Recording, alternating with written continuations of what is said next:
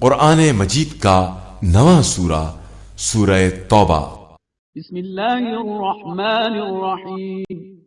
شروع نام سے اللہ کے جو بڑا مہربان نہایت رحم کرنے والا ہے۔ لا تعتذروا قد كفرتم بعد ایمانکم ان نعف عن طائفة منكم نعذب طائفة بأنهم كانوا مجرمين۔ تو اب معذرت نہ کرو، تم نے ایمان کے بعد کفر اختیار کیا ہے، ہم اگر تم میں سے ایک جماعت کو معاف بھی کر دیں تو دوسری جماعت پر ضرور عذاب کریں گے کہ یہ لوگ مجرم ہیں۔ المنافقون والمنافقات بعضهم من بعض يأمرون بالمنكر وينهون عن المعروف ويقبضون أيديهم نسوا الله فنسيهم إن المنافقين هم الفاسقون۔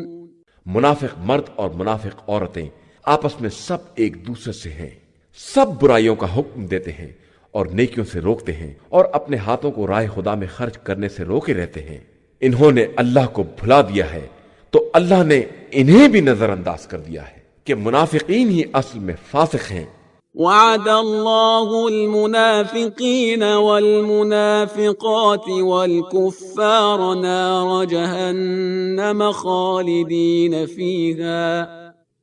هي حسبهم ولعنهم الله ولهم عذاب مقيم۔ اور اللہ نے منافق مردوں اور عورتوں سے اور تمام کافروں سے آتش جہنم کا وعدہ کیا ہے جس میں یہ ہمیشہ رہنے والے ہیں، وہی ان کے واسطے کافی ہے اور ان کے لیے ہمیشہ رہنے والا عذاب ہے۔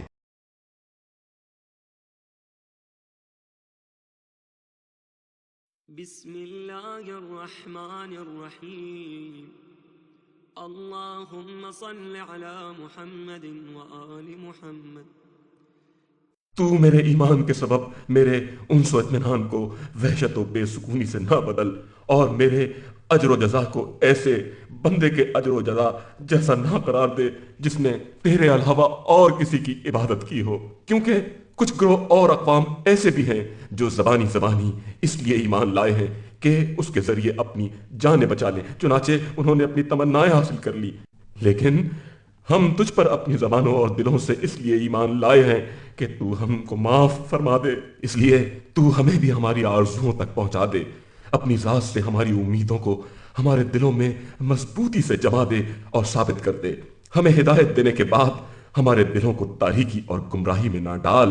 اور ہمیں اپنی جانب سے رحمت مرحمت فرما، کیونکہ تو ہے ہی وہاب اور کثرت سے عطا کرنے والا۔ تیری عزت کی قسم، اگر تو مجھے اپنے در رحمت سے دھتکار دے گا تب بھی میں تیری چوکھٹ سے ہلوں گا نہیں، اور نہ ہی میں تیرے تملق و چاپلوسی اور تیرے حضور مسلسل گڑگڑاہٹ و التماس سے باز آؤں گا، کیونکہ اے میرے سید و سردار، تو نے مجھے اپنے کرم اور اپنی رحمت کی وسعت و پہنائیوں کی معرفت عطا فرما دی ہے۔ تو ہی بتا کہ بندہ اپنے آقا کے علاوہ اور کس کی طرف جائے، اور مخلوق اپنے خالق کے علاوہ اور کس کی پناہ حاصل کرے۔ میرے محبوب، اگر تو مجھے اپنے قہر و غضب کی زنجیروں میں جکڑ بھی دے اور بہت سے دیکھنے والوں کے سامنے اپنی عطا کو مجھ سے روک لے اور میری ذلتوں اور رسوائیوں پر لوگوں کی نگاہوں کو متوجہ بھی کر دے،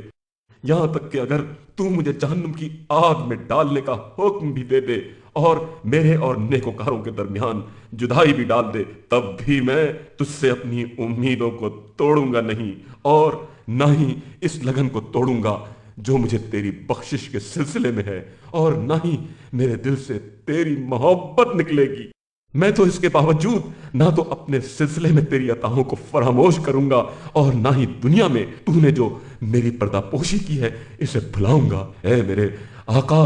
میرے دل سے دنیا کی محبت کو نکال پھینک، اور میرے اور حضرت مصطفیٰ صلی اللہ علیہ وآلہ وسلم اور ان کی آل جو تیری مخلوق میں سب سے بہتر اور خاتم النبیین حضرت محمد مصطفیٰ صلی اللہ علیہ وآلہ وسلم ہیں کے درمیان ایک مضبوط تعلق خاطر قائم فرما دے اور مجھے اپنی بارگاہ میں توبہ کرنے والوں کے درجے میں منتقل فرما دے، اور اپنے نفس پر میری آہذاری میں میری مدد فرما، کیونکہ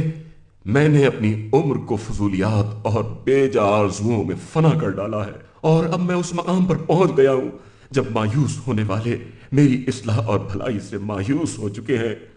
ایسی صورت میں مجھ سے زیادہ بدحال کون ہوگا کہ اگر میں اسی حالت میں قبر میں چلا گیا